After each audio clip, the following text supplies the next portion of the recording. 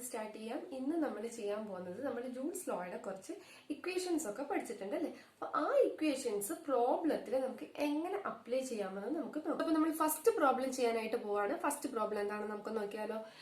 How much will be the heat developed if 0.2 ampere current flows through a conductor of resistance 200 ohm for 5 minutes?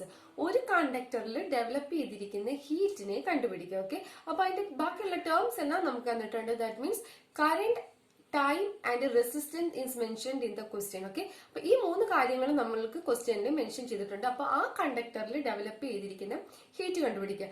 അപ്പോ അവിടുത്തെ കണ്ടക്ടറിലെ current നമുക്ക് തന്നിട്ടുണ്ട് 0.2 ampere, same as that. Resistance is given 200 ohm and time is given 5 minutes.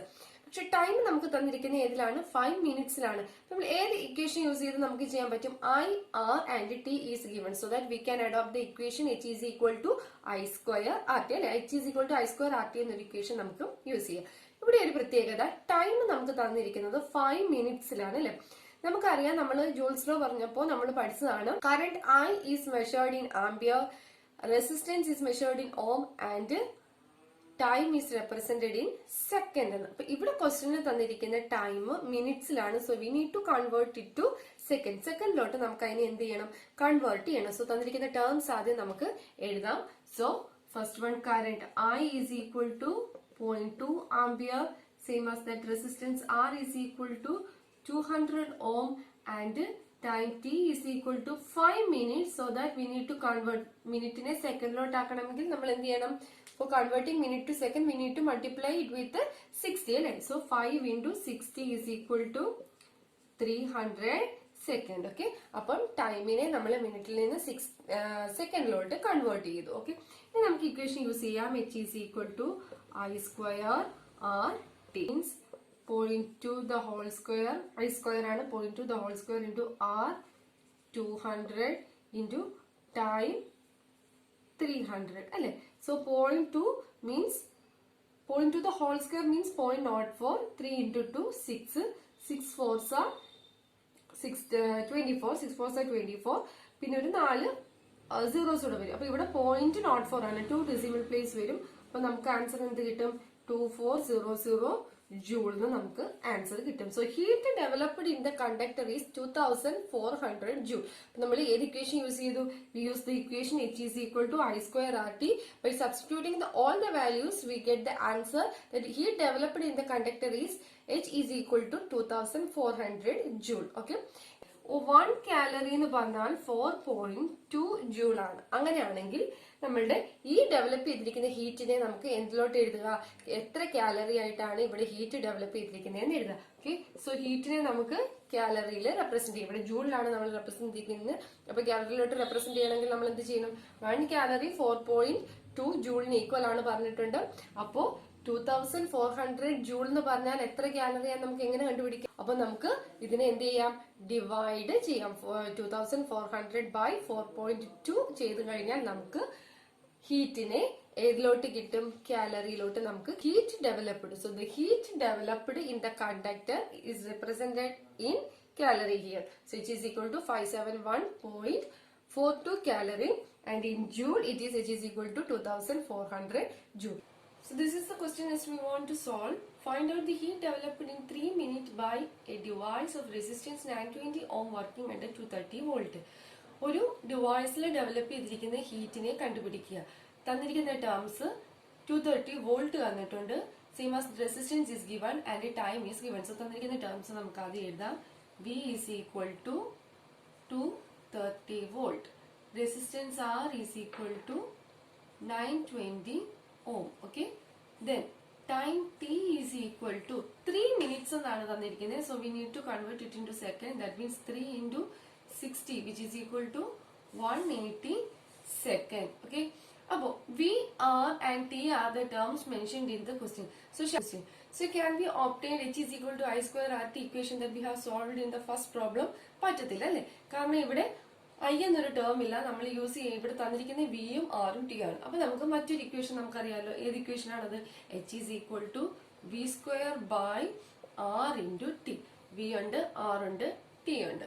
So നമുക്ക് ഇത് വെച്ച് solve ചെയ്യാം. V means 230.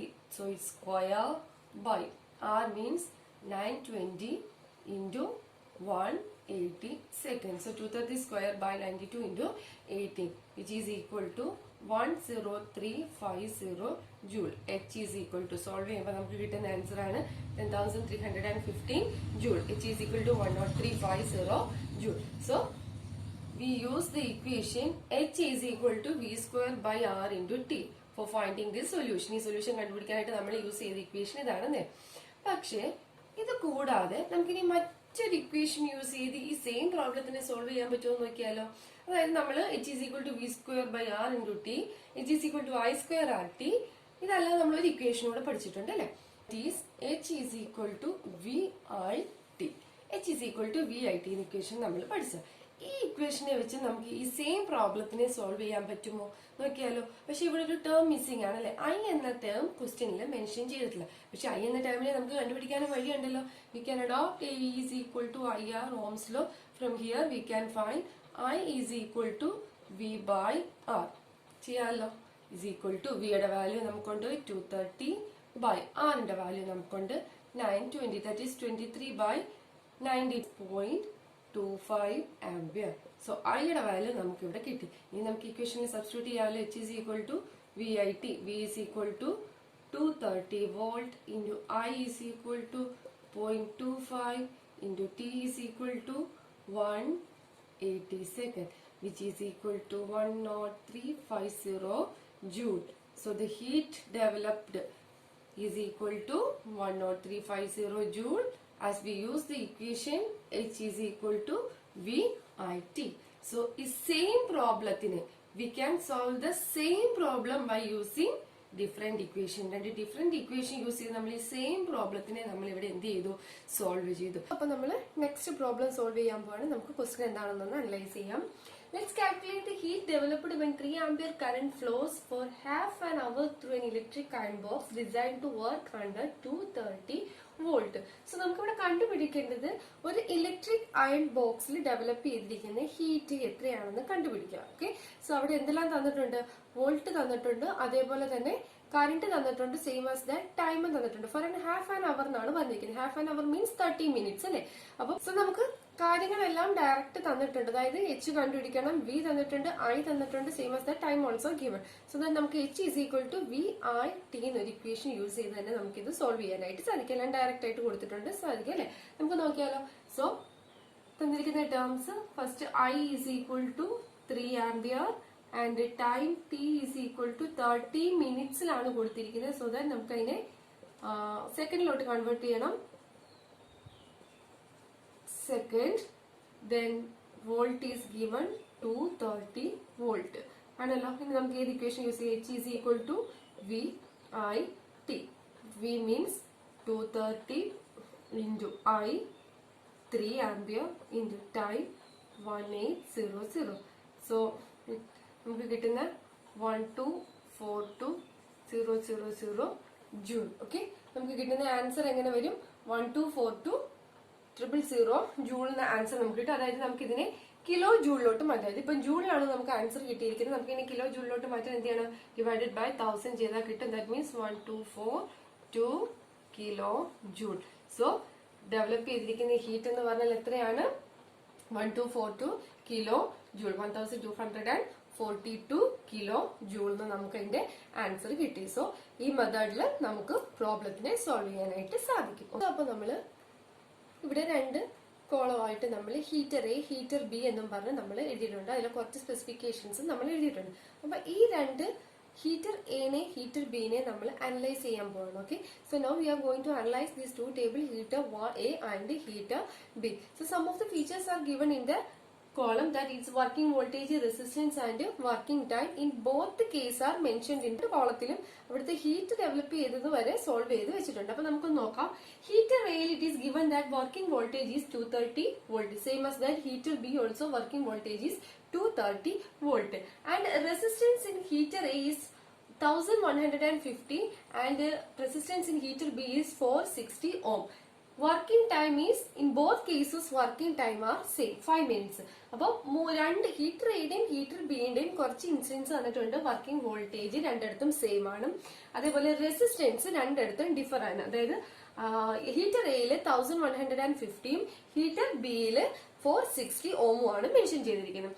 Working ടൈമും രണ്ടിടത്ത് സെയിം ആണ്. So time and voltage, working voltage are same in the both cases and differ in resistance. In one case it is 1115 and the other case it is 460 ohm. Okay, ഇത് കഴിഞ്ഞിട്ട് അതിനുശേഷം എന്ത് കണ്ടുവച്ചിട്ടുണ്ട്?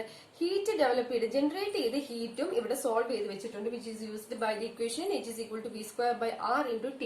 So അത് നമ്മൾ analyse ചെയ്ത് കഴിഞ്ഞാൽ we can understand that heat developed in the heater A is 13800 joule and in the case of heater B it is 34500 joule. Okay, അപ്പൊ രണ്ട് കേസിലും ഹീറ്റ് ഡെവലപ്പ് ചെയ്തതും കൊടുത്തിട്ടുണ്ട്. ഒരു കേസിലാണെങ്കിൽ 13800 ജൂളും അടുത്ത കേസിൽ ഹീറ്റർ ബിയിലാണെങ്കിലും 34500 ജൂളും ആണ്. അപ്പൊ ഈ ടേബിൾ അനലൈസ് ചെയ്താൽ നമുക്ക് മനസ്സിലാക്കാൻ സാധിക്കും ഹീറ്റർ ബിയിലാണ് ജനറേറ്റ് ചെയ്തിരിക്കുന്ന ഹീറ്റ് കൂടുതൽ. എത്രയാ? 34500 joule compared to the heater A. Heater എനെ അപേക്ഷിച്ച് ഹീറ്റർ ബിയിലാണ് ഇവിടെ ജനറേറ്റ് ചെയ്തിരിക്കുന്ന ഹീറ്റ് കൂടുതൽ, അല്ലെ? My first question is this: why does the heater having low resistance get more heated? എന്തുകൊണ്ട് ലോ റെസിസ്റ്റൻസ് ആയിട്ടുള്ള ഹീറ്റർ ബിയില് കൂടുതൽ ഹീറ്റ് പ്രൊഡ്യൂസ് ചെയ്ത്? നമ്മൾ ഇതിന്റെ രണ്ടിടത്തെയും റെസിസ്റ്റൻസ് കമ്പയർ ചെയ്ത് നമുക്ക് റെസിസ്റ്റൻസ് മാത്രം കമ്പയർ ചെയ്താൽ മതി, അല്ലെ? അതായത് തന്നിരിക്കുന്ന വോൾട്ടേജും വർക്കിംഗ് ടൈം എന്ന് പറഞ്ഞാൽ ബോത്ത് കേസസിലും സെയിം ആണ്. ഡിഫർ ചെയ്തിരിക്കുന്ന അവിടുത്തെ റെസിസ്റ്റൻസ് മാത്രമാണ്. അപ്പൊ ഈ റെസിസ്റ്റൻസ് നോക്കിക്കഴിഞ്ഞാൽ ഹീറ്റർ എയിലാണ് റെസിസ്റ്റൻസ് കൂടുതൽ, ഹീറ്റർ ബിയിൽ റെസിസ്റ്റൻസ് കുറവാണ്. അപ്പൊ എന്തുകൊണ്ട് റെസിസ്റ്റൻസ് കുറവുള്ള ഹീറ്ററിൽ മോർ ഹീറ്റ് ഡെവലപ്പ് ചെയ്ത്? എന്തുകൊണ്ടായിരിക്കാം അങ്ങനെ സംഭവിച്ചത്? റെസിസ്റ്റൻസ് കുറഞ്ഞാൽ അപ്പോൾ ഹീറ്റ് കൂടുവോ? അപ്പൊ എന്ത് ഫാക്ടർ ആയിരിക്കും അവിടെ ഇതിനെ ഡിപ്പെൻഡ് ചെയ്തത്, ഹീറ്റ് ജനറേറ്റ് ചെയ്തതിനെ ഡിപ്പെൻഡ് ചെയ്തത്? എന്തുകൊണ്ടായിരിക്കാം റെസിസ്റ്റൻസ് കുറഞ്ഞിടത്ത് ഹീറ്റ് കൂടുതൽ കിട്ടാനായിട്ട് കാര്യം? നമുക്കൊന്ന് നോക്കിയാലോ. റെസിസ്റ്റൻസ് കുറവാണ്, അല്ലെ? പക്ഷെ റെസിസ്റ്റൻസ് കുറവായാലും അവിടെ നമ്മൾ കഴിഞ്ഞ ക്ലാസ്സിൽ പഠിച്ചു റെസിസ്റ്റൻസ്, ടൈം, അതേപോലെ തന്നെ കറണ്ട്. ഈ മൂന്ന് ഫാക്ടേഴ്സും ജനറേറ്റ് ചെയ്യുന്ന ഹീറ്റിനെ ഡിപ്പെൻഡ് ചെയ്യുന്നുണ്ട്. പക്ഷെ കുറച്ചും കൂടെ കൂടുതൽ ഈ മൂന്ന് ഫാക്ടറിലും മോസ്റ്റ്ലി ഇൻഫ്ലുവൻസ്ഡ് ഫാക്ടർ എന്ന് പറഞ്ഞാൽ ഏതാണെന്ന് നമ്മൾ പറഞ്ഞു. That is the intensity of the current എന്ന് നമ്മൾ പറഞ്ഞല്ലേ. അപ്പൊ ഈ കേസിൽ നമുക്കൊന്ന് അനലൈസ് ചെയ്താലോ കറണ്ട് കൂടുതലായിരിക്കുമെന്ന്. ഇനി കറണ്ട് കൂടുതലായതുകൊണ്ടാണോ ഇവിടുത്തെ ഹീറ്റ് ജനറേറ്റ് ചെയ്ത് റെസിസ്റ്റൻസ് കുറവായിട്ടും കറണ്ട് കൂടുതലായതുകൊണ്ടാണോ ഇനി ഇവിടെ ജനറേറ്റ് ചെയ്ത് ഹീറ്റ് കൂടുതലാവാൻ സാധ്യത? നമുക്കൊന്ന് നോക്കിയാലോ. അപ്പൊ നമുക്ക് അവിടുത്തെ കറന്റിന്റെ ഇന്റൻസിറ്റി ഒന്ന് നോക്കാം. അപ്പൊ നമുക്ക് കറന്റിനെ കണ്ടുപിടിക്കാനായിട്ട് നമുക്ക് ഏത് ഇക്വേഷൻ യൂസ് ചെയ്യാം? We can use the equation I is equal to Ohm's law depend ചെയ്യാം. V is equal to IR. അവിടെ നമുക്ക് I is equal to നമുക്ക് എന്ത് ചെയ്യാം? I is equal to V/R. V ഉണ്ട് ആറും നമുക്കുണ്ട് രണ്ട് കേസസിലും, അല്ലേ? അപ്പൊ നമുക്ക് അത് വെച്ചൊന്ന് അനലൈസ് ചെയ്യാം. അപ്പൊ ഇവിടുന്ന് നമുക്ക് നോക്കാം. V is equal to IR എന്നുള്ള ഇക്വേഷൻ ആണെന്ന് അറിയാം നമുക്ക്. അപ്പൊ I is equal to V/R. Okay, അപ്പൊ V റെസിസ്റ്റൻസും ഇവിടെയുണ്ട്. സോ 230/1150. ഓക്കെ, സോൾവ് ചെയ്യുമ്പോൾ 23/150 എന്ന് പറയുമ്പോൾ ഇറ്റ്സ് 0.2 ആംപിയർ. അതായത് ഹീറ്റർ എയിലെ കറണ്ട് എന്ന് പറഞ്ഞാൽ എത്ര കിട്ടും? 0.2 ampere. Same as that we can look here. I is equal to V/R. So V is equal to 230/R is equal to 460. Okay, 23/46 means 0.5 ampere. So in this first case we get that it is 0.2 ampere and in the second case it is 0.5 ampere. From this we can understand that എവിടെയായിരിക്കും കൂടുതൽ heat കിട്ടാൻ സാധ്യത? From this we can understand that heater A attains 0.2 ampere current and heater B attains 0.5 ampere current. So that current കൂടുതൽ എവിടെയാണുള്ളത്? Heater ബിയിലാണ്, അല്ലെ? 0.5 ampere current ആണ്. So that the intensity of the current is greater in heater B as compared to the heater A. എനെ compare ചെയ്ത് നോക്കുമ്പോൾ 0.5 ആംപിയറിലുള്ള heater ബിയിലുള്ള current ആണ് കൂടുതൽ. അതുകൊണ്ടാണ് ഇവിടെ ആസ് ദ റെസിസ്റ്റൻസ് ഡിക്രീസ് ചെയ്ത കേസിലും എന്തുകൊണ്ട് ഹീറ്റ് കൂടുതൽ ജനറേറ്റ് ചെയ്തു? അവിടുത്തെ ഇന്റൻസിറ്റി, കറണ്ടിന്റെ ഇന്റൻസിറ്റി അവിടെ ഗ്രേറ്റർ ആണ്. ഓക്കെ, നമ്മുടെ ഫസ്റ്റ് ക്വസ്റ്റ്യന്റെ ആൻസർ നമുക്ക് കിട്ടി. Because of the high intensity current heater B generate more heat as compared to heater A. Clear ആയല്ലോ? The second question is this. In which way does the change in resistance influence the heat developed? അതായത് റെസിസ്റ്റൻസിന്റെ change അവിടെ develop ചെയ്ത് ഹീറ്റിനെ എങ്ങനെ influence ചെയ്യുന്നു? ഇത് നമ്മൾ ആദ്യം പറഞ്ഞ കേസ് തന്നെ നോക്കിയാൽ മനസ്സിലാവും. ആദ്യം നമ്മൾ പറഞ്ഞു റെസിസ്റ്റൻസ് സെക്കൻഡ് കേസസിൽ കുറവായിരുന്നപ്പോൾ ഹീറ്റ് എന്ത് ചെയ്തു? കൂടി അല്ലെ. അതേപോലെ തന്നെ ഫസ്റ്റിലെ കോളം നമ്മൾ അലൈൻ ചെയ്താൽ ഹീറ്റർ എയിൽ എന്ത് മനസ്സിലായി? റെസിസ്റ്റൻസ് കൂടിയ കേസിൽ ഡെവലപ്പ് ചെയ്ത ഹീറ്റ് എന്ന് പറഞ്ഞാൽ എന്തായിരുന്നു?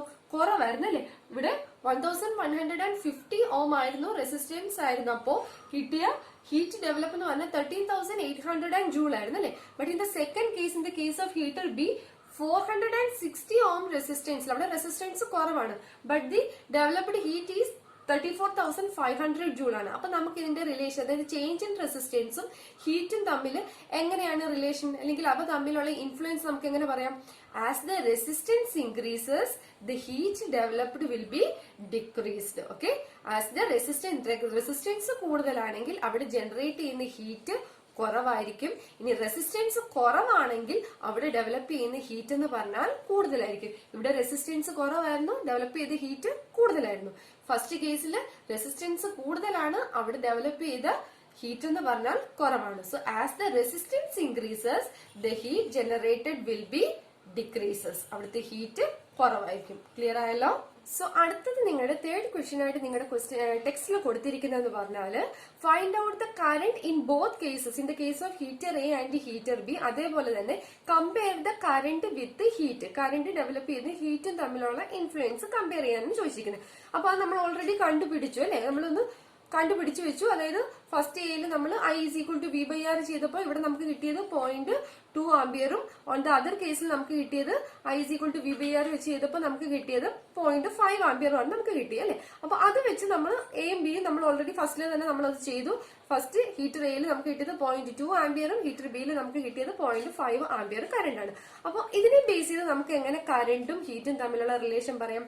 At the intensity of the current increases the heat generated will be also increases. Current increase ചെയ്ത് കഴിഞ്ഞാൽ അവിടുത്തെ ഹീറ്റും എന്ത് ചെയ്യും? ഒബ്വിയസ്ലി ഹീറ്റും അവിടെ ഇൻക്രീസ് ചെയ്യും. Okay, fourth question is this. How does the resistance influence the current? അതായത് R എങ്ങനെ ഐനെ depend ചെയ്യുന്നില്ല, ആറും ഐയും തമ്മിലുള്ള ഇൻഫ്ലുവൻസ് എന്താണ്, അവ തമ്മിലുള്ള റിലേഷൻ എന്താണ്? നമ്മൾ ആദ്യം പറഞ്ഞു റെസിസ്റ്റൻസും ഹീറ്റും തമ്മിലുള്ള ഇൻഫ്ലുവൻസ് നമ്മൾ പറഞ്ഞു. സെയിം ആസ് ദാറ്റ് കറന്റും ഹീറ്റും തമ്മിലുള്ള ഇൻഫ്ലുവൻസ് നമ്മൾ പറഞ്ഞു. അതായത് കറന്റ് ഇൻക്രീസ് ചെയ്ത് കഴിഞ്ഞാൽ ഹീറ്റ് ഇൻക്രീസ് ചെയ്യും.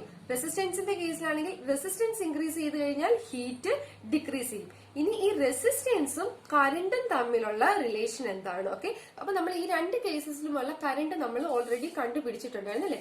അതായത് ഈ കേസിൽ I എന്ന് പറഞ്ഞാൽ നമുക്ക് 0.2 ആംപിയർ കിട്ടി, ഈ കേസിൽ I എന്ന് പറഞ്ഞാൽ 0.5 ആംപിയർ. നമ്മൾ ഈ രണ്ട് കേസ് അനലൈസ് ചെയ്ത് നമുക്ക് മനസ്സിലാവും കറന്റ് ഇൻക്രീസ് ചെയ്ത കേസിൽ റെസിസ്റ്റൻസ് കുറവായിരുന്നു അല്ലെ. അതേപോലെ കറന്റ് ഡിക്രീസ് ചെയ്ത കേസസിൽ റെസിസ്റ്റൻസ് കൂടുതലായിരുന്നു. So that whenever the current increases the resistance will be decreased. Current കൂടിയാൽ റെസിസ്റ്റൻസ് കുറയുന്നു, അതേപോലെ തന്നെ കറന്റ് കുറഞ്ഞാൽ റെസിസ്റ്റൻസ് കൂടുന്നു.